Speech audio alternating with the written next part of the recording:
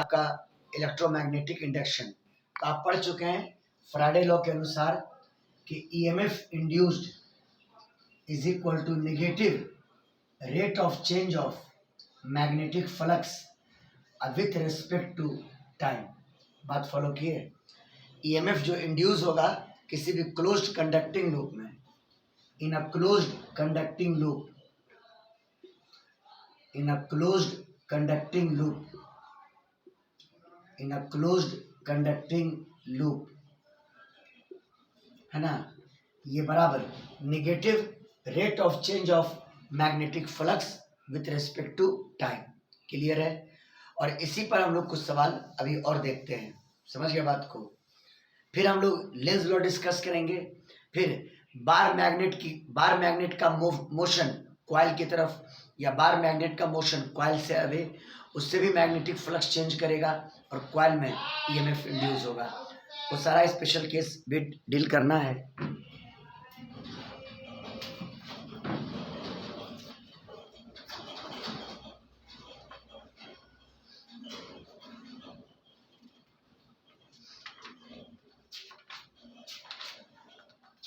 हाँ, और एक और टॉपिक इस बार आया है इंड्यूस्ड इलेक्ट्रिक फील्ड, वो भी डिस्कस किया जाएगा। Induced electric field.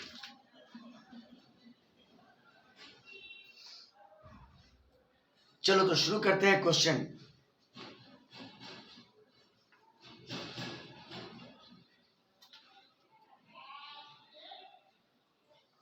लिखेगा, इसको मिटा देते हैं।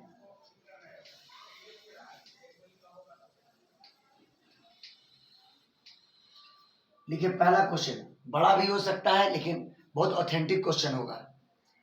A conducting circular loop, a conducting circular loop,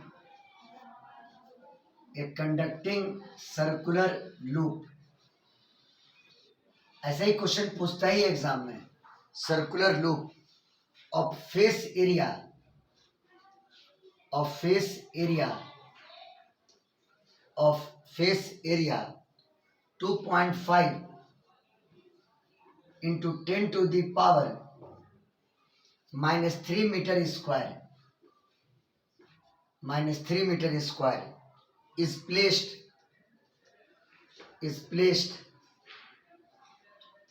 perpendicular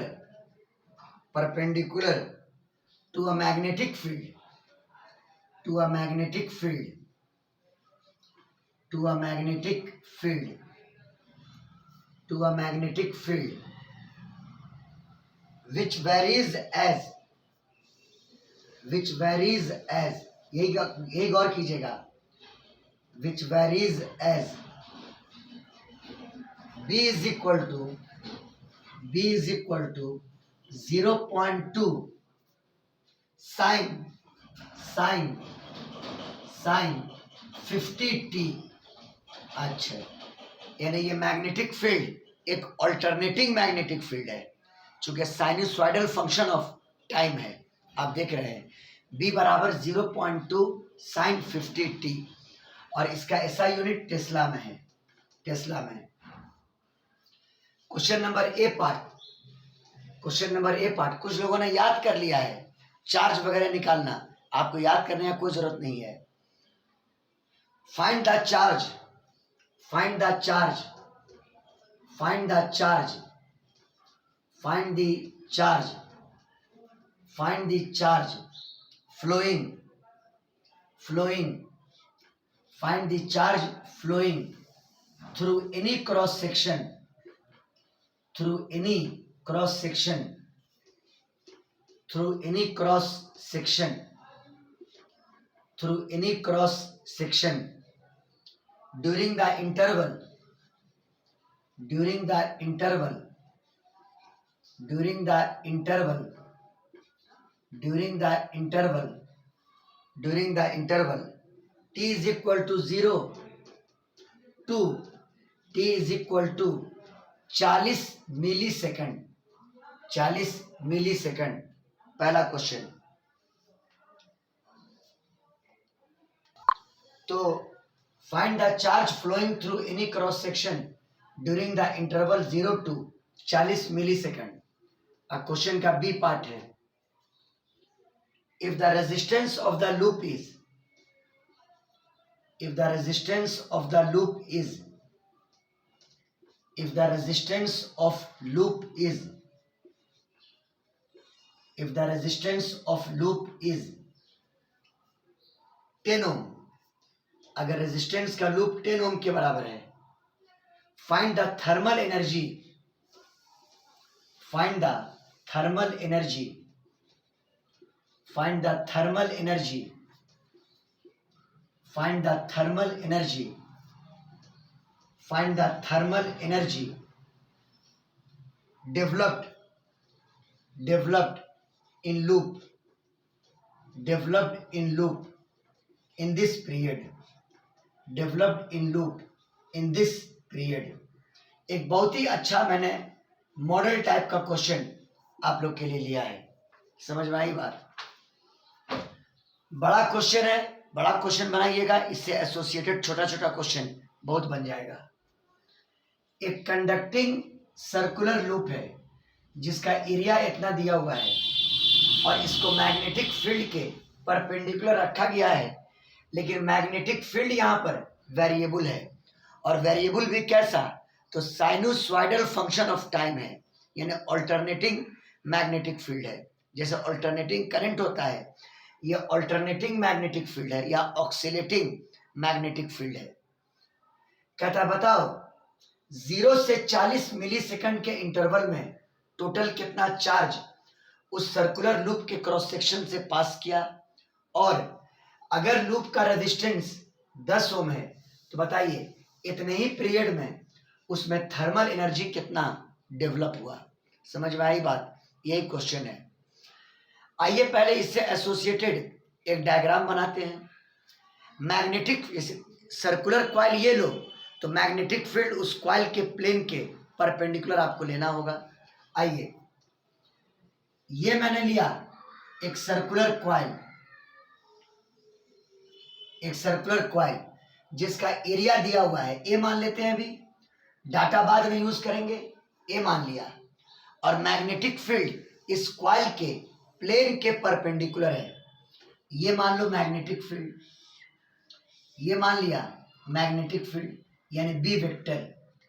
अच्छा, इस कॉइल का एरिया वेक्टर वो भी तो इसके प्लेन के परपेंडिकुलर होता है, इसका मतलब कि एरिया वेक्टर मैग्नेटिक फील्ड के अलोंग आप ले सकते हैं। आप इसका पॉजिटिव नॉर्मल ऊपर की तरफ ले लें।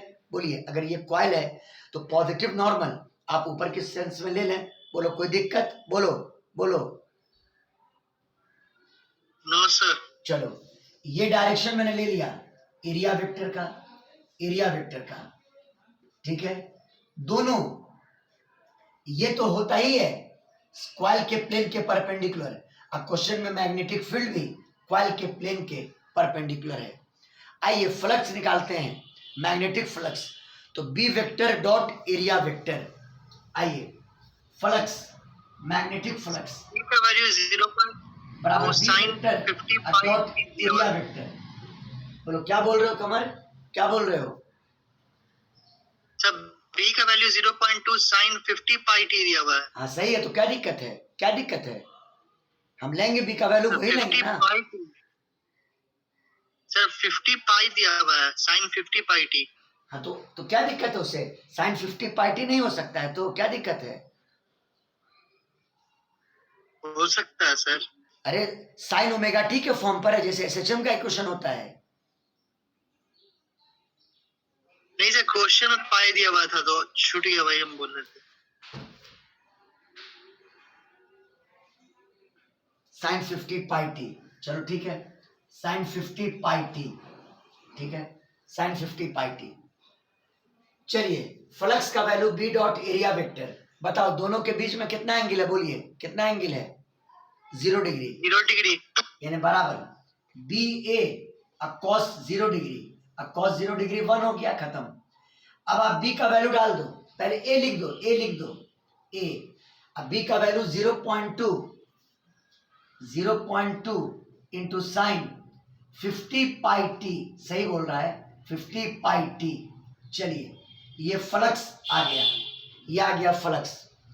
क्या ये फ्लक्स चेंज कर रहा है या कांस्टेंट है? बोलिए बोलिए बोलिए। सर चेंज कर रहा है, क्योंकि फ्लक्स डिपेंड कर रहा है किस पर? टाइम पर। फ्लक्स डिपेंड कर रहा है किस पर? टाइम पर। तो ईएमएफ इंड्यूस होगा, टाइम पर। ईएमएफ इंड्यूस होगा क्योंकि फ्लक्स टाइम पे डिपेंड कर रहा है। तो आप फ्लक्स के बदलने का रेट निकाल लो टाइम के रेस्पेक्ट में, यानी आप d phi by D t calculate कर लो। आइए, d phi by D t, d phi by D t, B लगाना है लगा दो मैग्नेटिक फ्लक्स के लिए। ये टर्म कांस्टेंट है a इंटू 0.2, और इसको डिफ्रेंशिएट करेंगे टाइम के रेस्पेक्ट में। तो साइन पर जो एंगल होता है पहले एंगल के रेस्पेक्ट में और एंगल को फिर टाइम के रेस्पेक्ट में। तो साइन 50 पाई टी का 50 पाई टी के रेस्पेक्ट में कॉस 50 पाई टी, और फिर 50 पाई टी का टी के रेस्पेक्ट में 50 पाई बाहर हुआ और टी का टी के रेस्पेक्ट में कितना? 1। बोलो डिफरेंशिएशन समझ में आया कि नहीं आया? बोलिए बोलिए बोलिए बोलिए भाई। Yes sir, clear. चलिए, ये Clear। बराबर a इंटू 0.2 इंटू 50, हमको ये लगता है 10 हो जाएगा। 10 pi into cos 50 pi T, cos 50 pi T. ये rate of change of magnetic flux with respect to time आ गया। और जब ईएमएफ आ गया, जब ईएमएफ आ गया, sorry rate of change of flux आ गया, तो अब आप निकाल लो ई इंड्यूस्ड। ईएमएफ इंड्यूस्ड का वैल्यू बोलो minus of D phi by D T. बोलिए बाबू लोग बोलिए।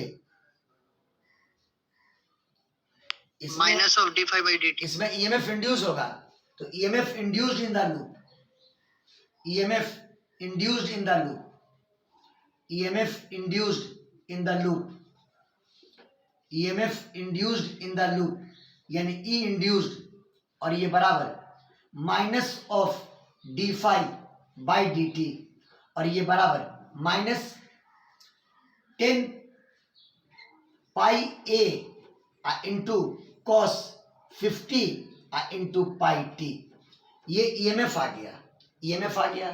आप ईएमएफ का मैग्नीट्यूड ले लो, क्योंकि नेगेटिव डायरेक्शन को बता रहा है, उससे कोई मतलब हमको नहीं है अभी फिलहाल। ईएमएफ का मैग्नीट्यूड हो जाएगा, ई इंड्यूस्ड का मैग्नीट्यूड बराबर 10 pi A into cos 50 pi T, 50 pi t. चलिए ठीक है, ईएमएफ इंड्यूस निकल गया। क्या करंट आ जाएगा लूप में? क्या करंट आ जाएगा? आई बराबर ई बाई आर। बोलो बोलो बोलो। आई बराबर ई बाई आर। हाँ, now current induced in the loop, now current induced in loop, now current induced in loop, current induced in loop, I बराबर E induced, E induced by कितना? R. E induced का value है 10 pi A cos 50 pi T, 10 pi A cos 50 pi T by R बटा R, यहां पे लिख दिया। चलिए, ये करंट आ गया। ये बताओ करंट वेरिएबल है कि कांस्टेंट है? बोलिए बोलिए। वेरिएबल है सर। वेरिएबल है, क्योंकि करंट आपका डिपेंड कर रहा है किस चीज पर? टाइम पर। करंट आपका डिपेंड कर रहा है किस चीज पर? टाइम पर। और क्वेश्चन में है कि चार्ज कैलकुलेट करो 0 से लेके 40 मिली सेकंड में, है ना। और जब करंट मालूम है तो याद कीजिए, करंट का पहला क्लास इस सेशन में भी पढ़ाए हैं कि जब करंट वेरिएबल हो तो चार्ज हम लोग कैसे कैलकुलेट करते थे। उसके लिए एक काम करो, इसको छोटा छोटा बना दो, इसको थोड़ा छोटा बना दो। इसको मान लो I0, हम बाद में वैल्यू पुट कर लेंगे। इस टर्म को, ये कांस्टेंट टर्म है, इसको थोड़ा छोटा कर लीजिए, मतलब थोड़ी देर के लिए मान लीजिए 10 पाई ए बटा आर इज इक्वल टू मान लो I0। क्या मान लिया इसको? I0। तो बताओ करंट I बराबर कितना हो गया? I0 cos 50 pi T, I0 cos 50 pi T. सबको समझ में आया ना? अरे ये जो कोफिशिएंट में है, इसको मैंने क्या मान लिया? I0। उतना क्यों ढोते रहेंगे? तो I बराबर I0 cos 50 pi t। बोलो कोई दिक्कत? बोलो बोलो। No sir. नहीं, स्क्रीनशॉट लीजिए, स्क्रीनशॉट।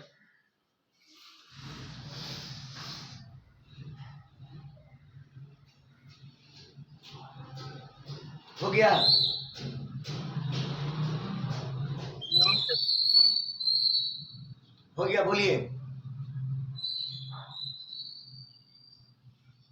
हो गया, बोलिए।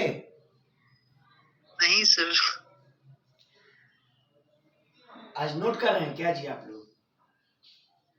यस सर, हो गया। करंट आ गया, अब आपको चार्ज कैलकुलेट करना है 0 से 40 मिली सेकंड में, और ये ध्यान में रखते हुए कि करंट टाइम पर डिपेंड कर रहा है। बताओ तो, करंट जब वेरिएबल होता था तो चार्ज कैसे कैलकुलेट करते थे? ऐसे चार्ज का फॉर्मूला होता है आई टी, यानी current into total time.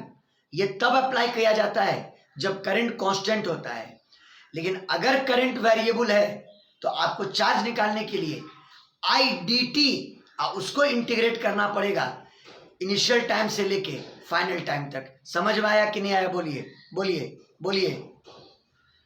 Yes sir. चलो चलो, अब निकालते हैं चार्ज। द चार्ज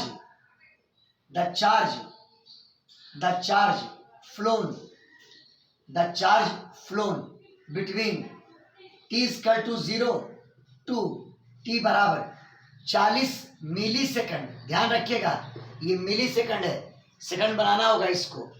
तो q बराबर integral of I d T, limit time t equal to 0 से लेके 40 मिली सेकंड, यानी 40 into 10 to the power -3 second. Clear है? चलो i का वैल्यू पुट करो। I0 cos 50 pi t put किया, बराबर i का value I0 cos 50 pi t into D T, limit 0 से लेके 40 इंटू 10 टू दी पावर -3, है ना? चलिए, क्लियर हो गया। अब आपको इसको इंटीग्रेट करना होगा। तो I0 तो कांस्टेंट है, पहले ही कह दिया था, तो I0 बाहर हो गया। आप जानते हैं कि cos का इंटीग्रल होता है साइन, लेकिन यहां पे t का कोफिशिएंट है 50 पाई t, तो cos 50 पाई t का integration sine 50 pi t divided by 50 pi करना होगा। इंटीग्रेशन का रूल है, cos 50 पाई t का इंटीग्रेशन साइन 50 पाई t, और उसको डिवाइड करना होगा इस t के कोफिशिएंट से, यानी 50 पाई से। तो बराबर साइन 50 पाई t, अब भाग देना होगा 50 पाई से, भाग दे दिया। और इस पर हम लिमिट दे देंगे, लिमिट 0 से लेके 40 इंटू 10 टू दी पावर -3 तक। बोलिए क्लियर है? और अब पहले अपर लिमिट और माइनस देकर के लोअर लिमिट डालो, टोटल चार्ज का वैल्यू आ जाएगा। बोलिए समझ में आया कि नहीं आया? बोलिए बोलिए बोलिए। Yes sir. चलो, इसको मिटा देते हैं, हम इसकी कोई जरूरत नहीं है हम लोग को उतना। सॉल्व करते हैं, आइए। Q बराबर I0 अपॉन 50 पाई इंटू, पहले t के जगह पर 40 इंटू 10 टू दी पावर -3, तो साइन 50 पाई इंटू t के जगह पर 40 इंटू 10 टू दी पावर -3, और माइनस t के जगह पर लोअर लिमिट, तो t 0 पुट करोगे पूरा टर्म 0 हो जाएगा, यानी साइन 0। ये हो गया साइन 0, ये टर्म आपका खत्म, बराबर I0 अपॉन 50 पाई। और अब इसको सिंप्लीफाई कीजिएगा तो देखिए साइन, पहले इन दोनों को मल्टीप्लाई करो, 50 इंटू 40 को, तो 5 चौके 20 और 2 0 और लग जाएगा, 2000, अब बटा 1000 इंटू पाई, और ये टर्म तो आपका 0 हो ही गया, तो इतना ही बचा। ये 3 0 और कैंसिल, बड़ा प्यारा रिजल्ट आया। साइन 2 पाई इन्हें साइन 360 डिग्री, ये भी 0 ही होता है। ये भी क्या होता है बोलिए, ये भी क्या होता है, 0 आई 0 बाई 50 पाई इंटू साइन 2 पाई। 2 पाई का मतलब 360 डिग्री, और याद रखिए ना कि साइन 360 डिग्री ये भी 0 के बराबर ही होता है, तो बराबर 0। ये आना ही था, क्वेश्चन इसीलिए दिया ही जाता है। टोटल चार्ज का वैल्यू कितना आया बोलिए, कितना आया बोलिए, कितना आया, 0 यानी 0 से 40 मिली सेकंड में टोटल चार्ज का फ्लो 0 हुआ। टोटल चार्ज का फ्लो कितना हुआ, 0 के बराबर। कोई दिक्कत बोलिए, कोई दिक्कत है तो बोलिए। नो, स्क्रीनशॉट लीजिए।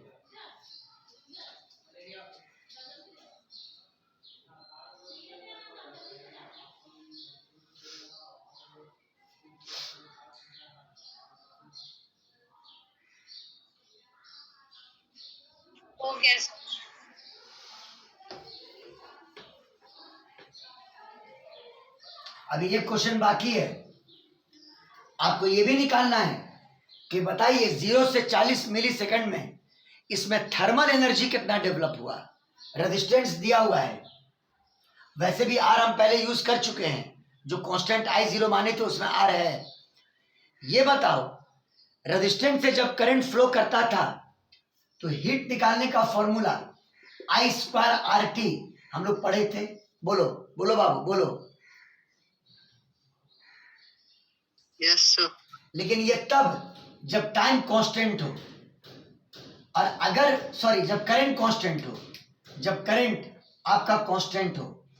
लेकिन अगर करंट वेरिएबल रहा तो फिर वही concept I square R D T कर देंगे, लिमिट इंटीग्रेट कर देंगे 0 से लेके 40 मिली सेकंड तक। समझ में आया कि नहीं आया बोलिए बोलिए बोलिए।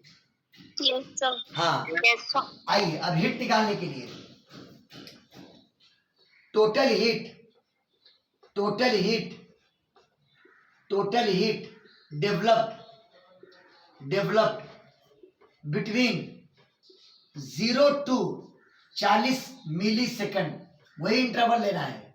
H बराबर I square R D T, और इंटीग्रल 0 से लेके 40 मिली सेकंड, यानी 40 इंटू 10 टू द पावर -3। थोड़ा ये और क्रिटिकल हो जाएगा क्योंकि आई का स्क्वायर है, तो बराबर आई का स्क्वायर मतलब आई 0 का square cos square 50 pi T, I 0 का square cos square 50 pi T into R D T into R D T, limit 0 से लेके 40 इंटू 10 टू द पावर -3 तक। चलिए इसमें कांस्टेंट टर्म के रूप में क्या बाहर कीजिएगा, आई नॉट का स्क्वायर इंटू आर बाहर कर दें। बोलो बोलो बाबू बोलो।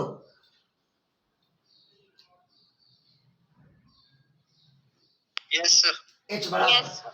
H बराबर आई नॉट का स्क्वायर इंटू आर को बाहर किया, 0 से लेके 40 इंटू 10 टू द पावर -3। और अब इतना गट्स होना चाहिए कि कॉस स्क्वायर को हम ट्रांसफॉर्म करें सिंपल फॉर्म में। सुनिए, कॉस स्क्वायर थीटा को आप लिख सकते हैं 1 plus cos 2 theta divided by 2। आप लिख सकते हैं 1 plus cos 2 theta divided by 2। समझ में आई बात? बोलिए बोलिए। फॉर्मूला होता है, फॉर्मूला होता है, फॉर्मूला होता है। अरे बोलो ना जी, बहुत बार यूज किया। Yes sir. हाँ यस सर। या ऐसे सोचिए कि 1 प्लस कॉस 2 थीटा बराबर 2 कॉस स्क्वायर थीटा, ये होता है फॉर्मूला। तो अगर कॉस स्क्वायर थीटा है, कॉस स्क्वायर थीटा, तो ये बराबर 1 plus cos 2 theta divided by 2। समझ गए? तो देखिए क्या कीजिएगा, यहाँ पे कॉस स्क्वायर है और ये थीटा की जगह पर है, बस इसको लिख देना है 1 प्लस कॉस, इसको दुगना कर देना, दुगना कर देना। देखो ना, कॉस स्क्वायर थीटा, यहाँ पे कॉस 2 थीटा।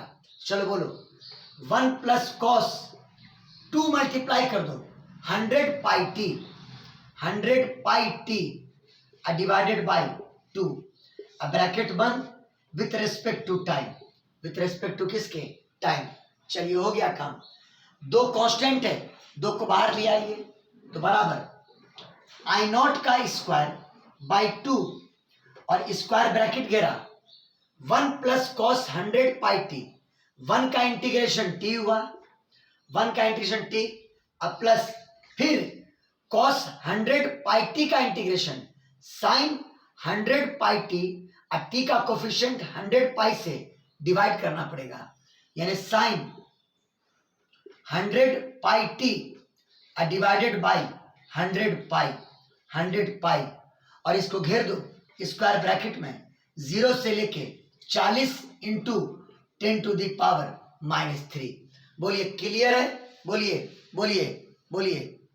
yes, और अब खाली आपको लिमिट पुट कर देना है, तो बराबर h बराबर आई नॉट का स्क्वायर बाई 2 इंटू टाइम के जगह पर 40 plus 40 into 10 to the power -3 plus sine 100 pi, T का value 40 into 10 to the power -3 बटा 100 पाई। और जब लोअर लिमिट पुट करोगे तो यहां भी टी इक्वल टू 0 खत्म, यहाँ टी इक्वल टू 0 तो साइन 0 वो भी 0, इसलिए टाइम क्यों वेस्ट करा जाएगा, ये भी कमी है। लोअर लिमिट पुट करने पर ये टर्म भी 0 और ये टर्म भी 0, इन्हें बच के सिर्फ आपका इतना ही आया। कोई दिक्कत, बोलिए बोलिए बोलिए बाबू लोग। No sir. चलो स्क्रीनशॉट ले लो, स्क्रीनशॉट, ये 0 यहां पर का लोअर लिमिट है।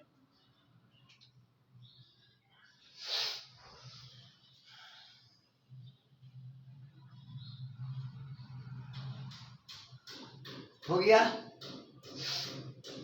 Yes.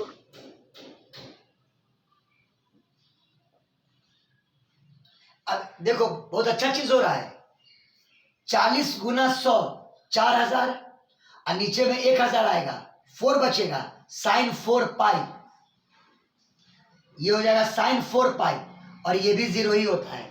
साइन 4 पाई भी क्या होता है, बोलो क्या होता है, साइन पाई, साइन 2 पाई, साइन 3 पाई, साइन 4 पाई, पाई का जितना भी इंटीग्रल मल्टीपल है साइन के लिए वो क्या होता है, बोलिए क्या होता है, बोलिए 0। यानी आपका ये टर्म भी आपका 0 हो जाएगा, यानी h बराबर सिर्फ बच गया आई नॉट का square by 2 into 40 into 10 to the power कितना -3 जूल, है ना।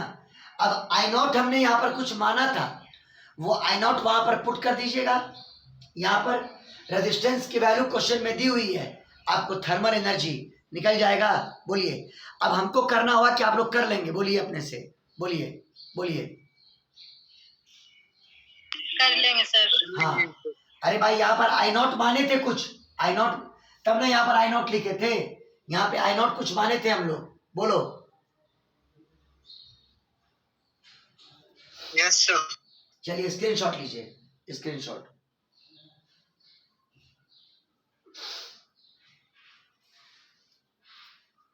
अब पता चल गया कमर कि चार्ज वगैरह का कोई फॉर्मूला रटने की जरूरत नहीं है, आप फ्राडे लॉ से जाइए, अपने आप सब कुछ निकल जाएगा। समझ में आया कि नहीं आया, बोलो बोलो। yes sir, कॉन्सेप्ट क्लियर हुआ? जी सर, स्क्रीनशॉट ले लीजिए। Yes sir. थोड़ा टफ था, लेकिन टफ है तो क्या हुआ, अगर बनाए तो कोई दिक्कत नहीं है। बस मैथमेटिकल ऑपरेटर जहां जहां यूज हुआ है उसको चेक कर लेना है आपको।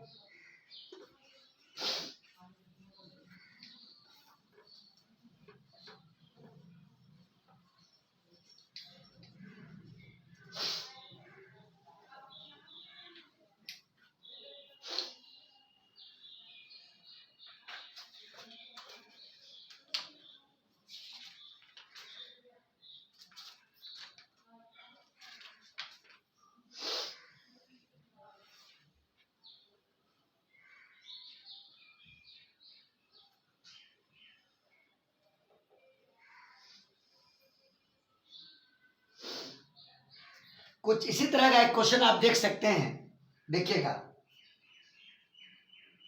एक कंडक्टिंग लूप, एक conducting loop,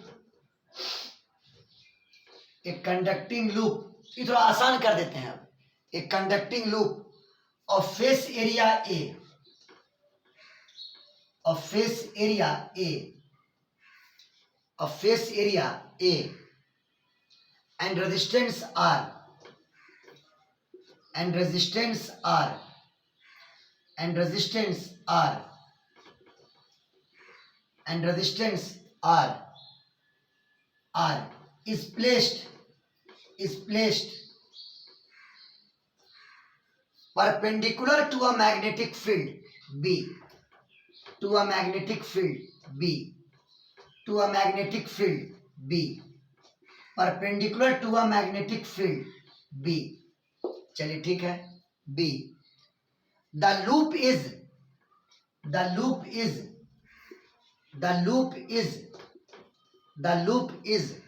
withdrawn, the loop is withdrawn completely from the field, completely from the field, loop को फील्ड से बाहर निकाल दिया गया कंप्लीटली। यहां पे फील्ड कांस्टेंट है और लूप को फील्ड से क्या किए, बाहर निकाल दिए। Find the charge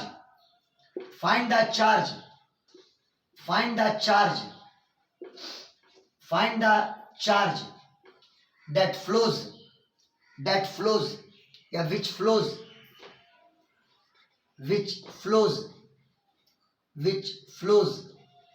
through any cross section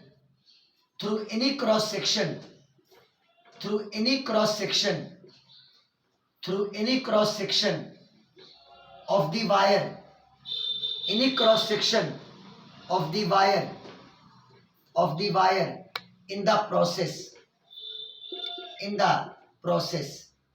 in the process।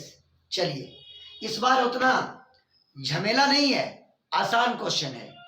कोई कंडक्टिंग लूप है जिसका एरिया ये है और रेजिस्टेंस उसका आर है, उसको एक कांस्टेंट मैग्नेटिक फील्ड में रखा गया। अब मैग्नेटिक फील्ड उसके प्लेन के परपेंडिकुलर है, ठीक है। देखिए डायग्राम ऐसे बनाओ, ये मान लो मैग्नेटिक फील्ड ले लिया परपेंडिकुलर टू प्लेन। जब जैसा करो आप ले सकते हैं। ये मैग्नेटिक फील्ड ले लिया और यही वो लूप है, तो मैग्नेटिक फील्ड लूप के प्लेन के परपेंडिकुलर है। आप देख रहे हैं मैग्नेटिक फील्ड की वैल्यू बी और लूप का एरिया ए और लूप का रेजिस्टेंस आर के बराबर है। अभी ये लूप मैग्नेटिक फील्ड में है और मैग्नेटिक फील्ड इतने ही रीजन तक है, मैग्नेटिक फील्ड इतने ही रीजन तक है। फिर इस लूप को मैग्नेटिक फील्ड से बाहर ले आए। यहां पे बी का वैल्यू 0, यहां पे बी का वैल्यू कितना 0। ये इनिशियल केस और ये फाइनल केस।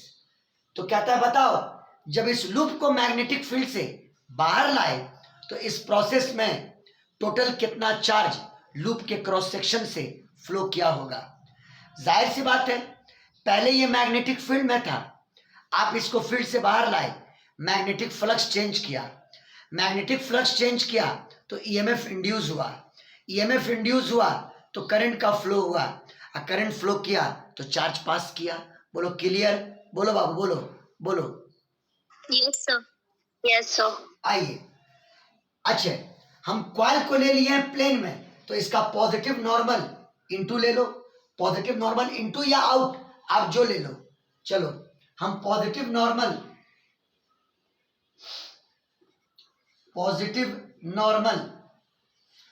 आउटवर्ड ले लेते हैं, आउटवर्ड यानी इसका एरिया वेक्टर ऐसे ले लिया, एरिया वेक्टर ऐसे ले लिया आउटवर्ड। तो बताओ इनिशियल केस में जब ये मैग्नेटिक फील्ड में है तो फ्लक्स होगा B vector dot area vector.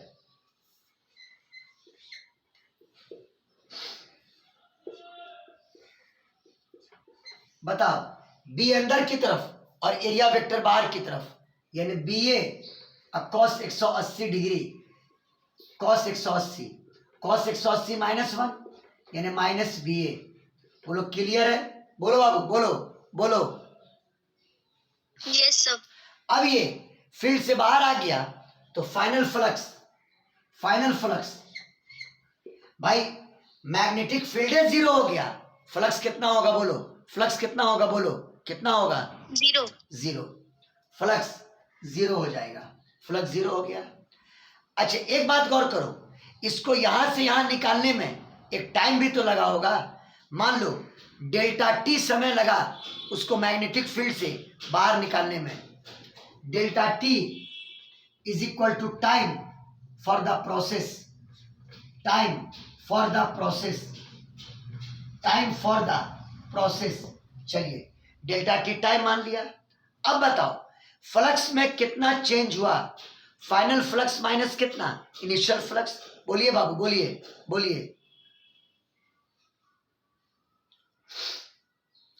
Flux में कितना चेंज हुआ बोलिए? 5F minus 5I. हाँ, चेंज इन फ्लक्स बराबर final flux minus initial flux. Final flux की वैल्यू जीरो और इनिशियल फ्लक्स की वैल्यू माइनस बी ए, ये बराबर बी ए हो गया। बोलो चेंज इन फ्लक्स निकल गया। यहाँ पे एवरेज ईएमएफ निकालना होगा, तो उस दिन बता दिए थे कि average EMF minus of delta phi by delta T बताया गया था। बोलिए बाबू, बोलिए। Yes, sir. एवरेज ईएमएफ यानी ई बराबर या ई इंड्यूस बराबर minus of delta phi by delta T minus B A बटा डेल्टा टी, ये ईएमएफ निकल गया है ना। आप इसका मैग्नीट्यूड ले लो, तो ई इंड्यूस्ड का मैग्नीट्यूड बराबर बोलिए B A upon delta T. अब बताओ इसका रेजिस्टेंस अगर आर है और ईएमएफ डेवलप हुआ तो करंट कितना इंड्यूस होगा? ई बाई आर। बोलिए करंट कितना इंड्यूस होगा? बोलिए Yes, sir. E by R. Screenshot ले लो, जगह नहीं है अब।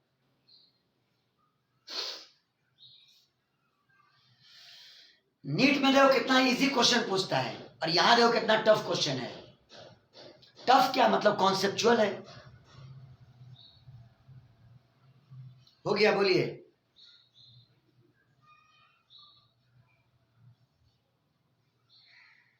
बोल तो दीजिए। Yes, sir. हाँ बताओ, current induced in the loop, current induced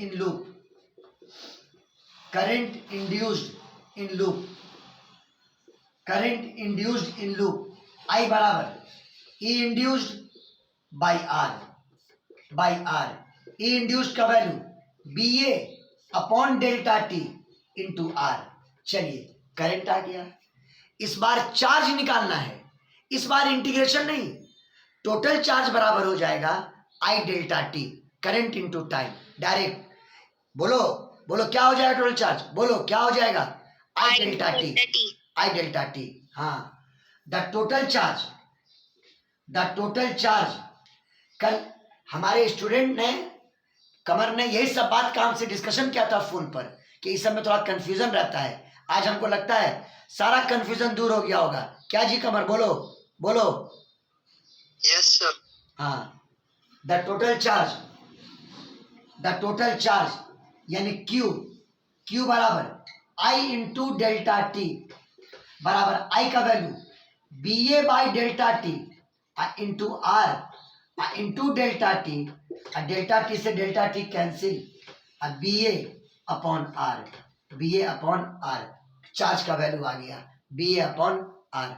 बोलिए एक बड़ा क्वेश्चन और एक छोटा क्वेश्चन, कॉन्सेप्ट दोनों में एक ही, अप्रोच अलग अलग। समझ में आया कि नहीं आया? बोलिए फ्रैंकली बोलिए।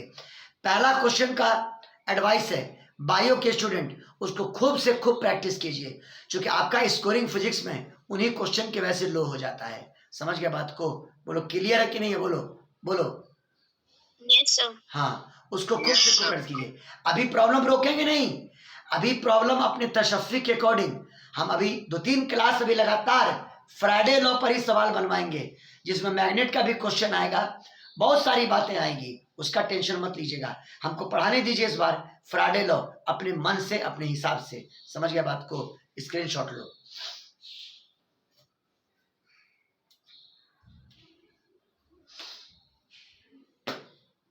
अब यहाँ पर टाइम का कोई प्रॉब्लम नहीं है, समझ गए? फ्राइडे लॉ अभी हम 1 महीना पढ़ाएं, EMI कोई दिक्कत नहीं है उससे। अब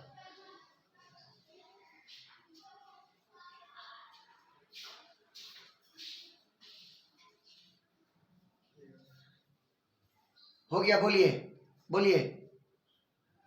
Yes, sir.